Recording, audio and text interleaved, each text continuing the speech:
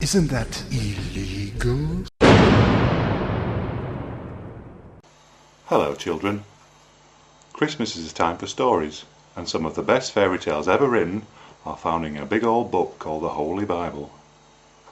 Today I'm going to tell you a story about the very first Christmas, even before religious people started to complain about signs saying Happy Holidays.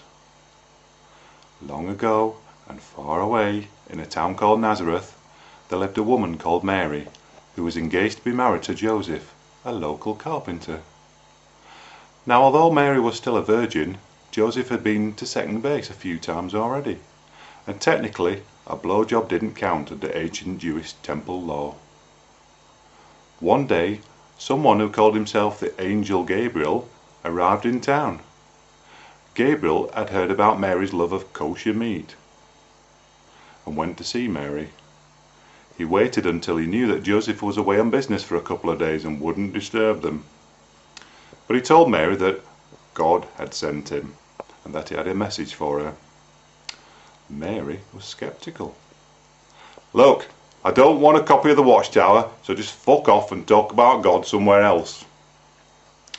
But Gabriel persisted. "Mary, you have been chosen to have a special baby. The baby will be the Son of God, and you will call him Jesus." Mary started to get worried. "Look, I don't know what you've heard about me, but I don't turn tricks anymore. I'll give you a quick hand job for 20 shekels, but that's all you're getting." Gabriel knew that time was short, so he knocked Mary lightly over the head with one of Joseph's hammers and dragged her inside where nobody could see. Next morning, Mary woke up with a banging headache. Her clothes were all messed up, and beside her was a turkey baster, which she didn't recognise. Her lady lips felt a little bit sore, so straight away she put two and two together. "The bastard!" said Mary, for God's love was now inside her. Several months later, after a rushed wedding and a host of dubious excuses to Joseph and the neighbours, Joseph and Mary set off for Bethlehem for the honeymoon. Joseph was still a bit confused about Mary had managed to be with child, but Mary assured him that you could definitely become pregnant by swallowing it. The honeymoon was all booked, but at the last minute the travel company went bankrupt, so the horse and cart was cancelled and Mary had to ride on a donkey. Worse was to come, because Joseph had forgotten to confirm the hotel booking, and when they asked about their rooms, the innkeeper told them to sleep in the pigsty. Mary whispered in his ear, took him to one side for 10 minutes, then returned, wiping her hand and telling Joseph that they had been upgraded to the stables. Mary knew that if she hadn't been pregnant, she could have got them the penthouse suite, but the innkeeper didn't do fat girls, so the stables it had to be. Joseph and Mary were both exhausted and fell asleep. That night, Joseph had a strange sex dream involving a short woman wearing a white coat. But when he woke up, all he could see was a sheep with a worried look on its face and some wool inside his underpants. Mary was in pain and told Joseph she was about to pop the baby out. Joseph held her hand and told her to breathe deeply and it would be all right. "You fucking breathe, you fucking stupid bastard. I've got a fucking head like a fucking beach ball coming out of me. Get this fucking baby out of me," said Mary. And it was so. The baby was born on Christmas Day, which meant that he would now get 2 sets of presents on one day, but most people would just buy him one big present.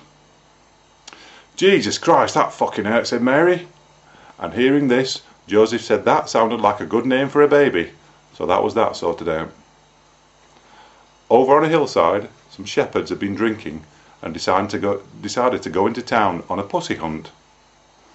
They found no women at such a late hour, but from the stable where Mary had given birth they heard the bleating of a sheep. "Hear that, lads? Lamb sandwich tonight. Mine's the one with the prettiest face." And they burst into the stable with their big shepherd's crooks held tightly in their hands.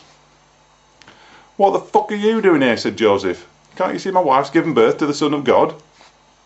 The shepherds looked at each other and nodded, for they had heard this story before.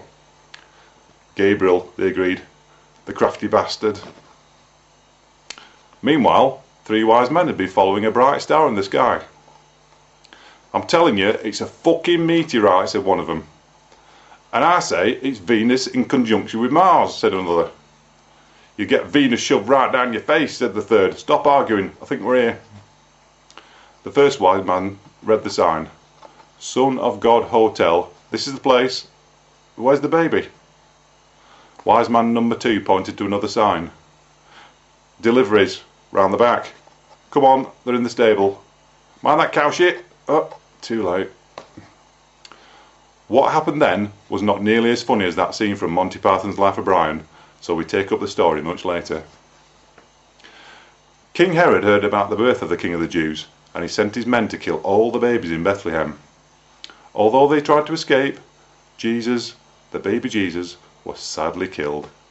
So Joseph and Mary had to adopt. He was a lovely little boy from an orphanage in Malawi, who they also called Jesus, and he grew up to be responsible for all kinds of wars and arguments before being put to death over a dispute over Easter eggs. And that is the story of the Nativity. So remember, when someone brings a Christmas message to your door, stab them through the chest with a kitchen knife. They're only there because they've come to rape you. Merry Christmas, everybody. Oh. Merry Christmas. Meat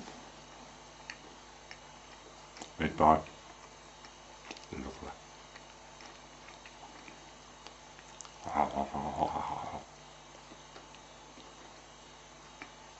I'll finish. You can go. There's no more. Honestly, I'll finish now. Keep watching, there's nothing happening. There's no sequel.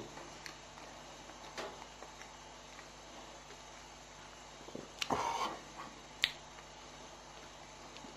you still here? Bugger off. Isn't that illegal? Censor your kids' ideas. Censor your child's inspiration. Censor all that. Expect a really heavy return spring, because you know what? That kid's going to turn her on you, and you're never, ever going to have a part of his life again. Casting off the chains of the world. But enough about me.